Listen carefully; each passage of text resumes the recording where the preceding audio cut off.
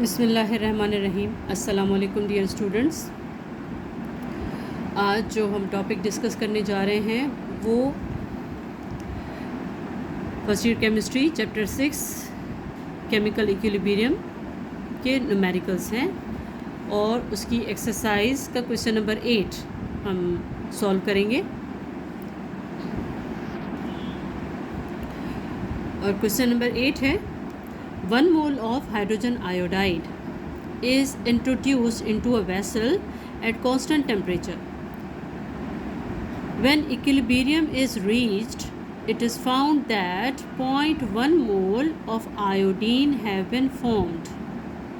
Calculate equilibrium constant means we have to find out the value of Kc, that is equilibrium constant.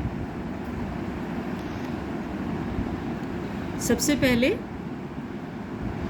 हम equation लिख लेते हैं कि reaction किस तरह से हो रहा है। हाइड्रोजन आयोडाइड जो कि रिवर्सिबल रिएक्शन में आयोडीन और हाइड्रोजन गैस बना रहा है। हाइड्रोजन आयोडाइड आयोडीन और हाइड्रोजन बना रहा है। अगर इस रिएक्शन को हम बैलेंस करेंगे तो यहाँ पे 2 आ जाएगा, 2 आयोडीन एंड 2 हाइड्रोजन। तो इस तरह से इक्वेशन हमारे पास बैलेंस हो जाएगी। And what is the question? 1 mole of hydrogen iodide is introduced into a vessel, यानी कि एट इनिशियल स्टेज, यानी कि इनिशियल स्टेज पे हाइड्रोजन आयोडाइड का 1 मोल रिएक्शन वेसल में रखा गया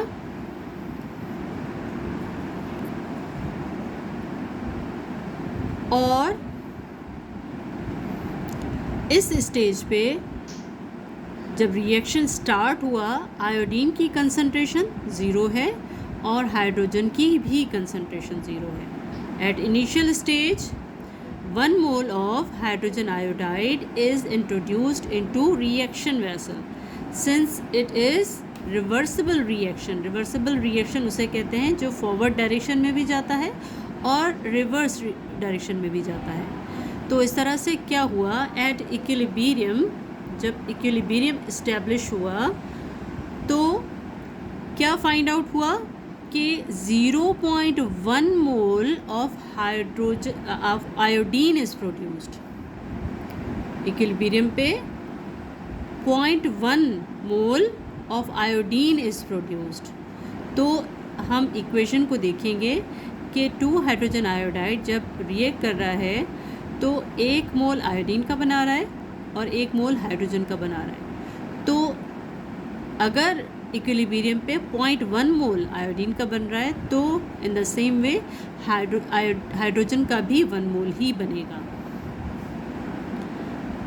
यानी कि जब इक्विलिब्रियम इस्टेब्लिश हुआ तो उस वक्त 0.1 मोल आयोडीन का अगर प्रोड्यूस हो रहा है तो हाइड्रोजन का भी उतना ही होगा, क्योंकि दोनों के 1 मोल प्रोड्यूस हो रहे हैं। तो इसका 0.1 तो इसका भी 0.1 मोल प्रोड्यूस होगा। अब हाइड्रोजन आयोडाइड का जो 1 मोल था एट इनिशियल स्टेज, उसमें से आयोडीन का 0.1 मोल बना जो कि इससे माइनस हुआ और हाइड्रोजन का 1 मोल बना जो कि इससे माइनस हुआ। यानी 1 से 0.1 माइनस 0.1, तो ये क्या हुआ, 1 minus 0.2 is equal to 0.8 moles.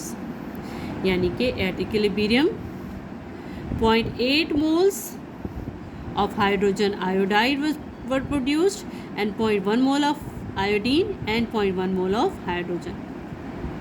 अब हम आते हैं Kc की इक्वेशन पे। क्या होता है, equilibrium constant is equal to product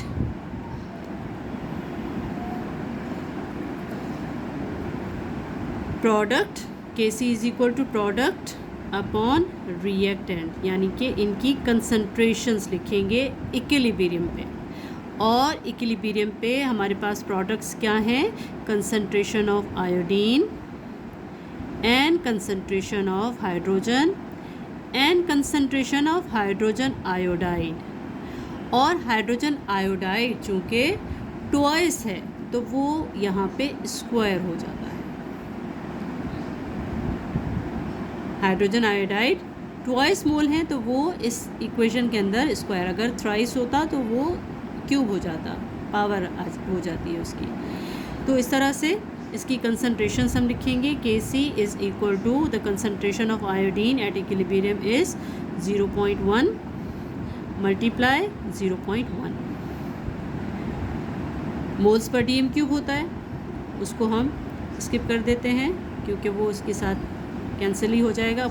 hydrogen iodide की कंसनट्रेशन है 0.8 और ये स्क्वायर हो जाएगा इस तरह से, और जब इसको हम सॉल्व करेंगे तो ये हो जाएगा 0.01 डिवाइडेड बाय 0.64।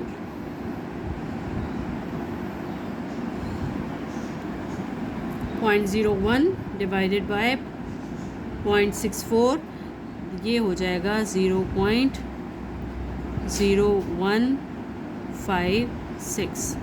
ये इसकी इक्विलिब्रियम आ जाएगा। Kc is equal to 0.0156। इसका कोई यूनिट नहीं होगा क्योंकि ये रेशो है और रेशो आपस में कैंसिल हो जाएगा, तो इसलिए इसका कोई भी यूनिट नहीं होगा। So the value of Kc is equal to